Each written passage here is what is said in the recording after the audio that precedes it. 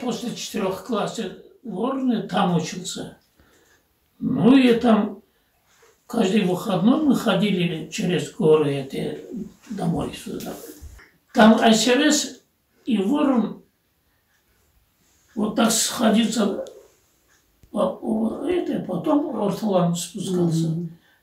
Там мостик так небольшой, он это, мост, если который, но высокий был, высокий был, сам дорожный маленький был.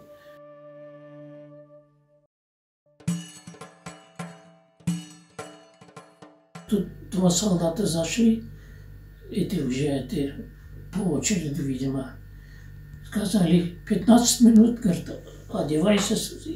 15 минут, а 5 детей собрали туда.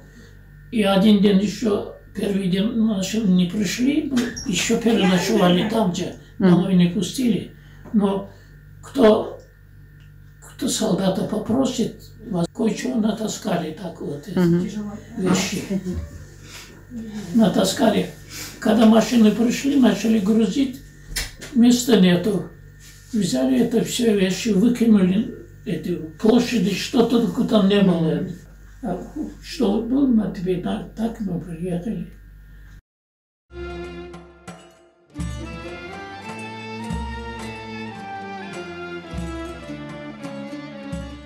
Вот приехали сюда, отец быстро умер там.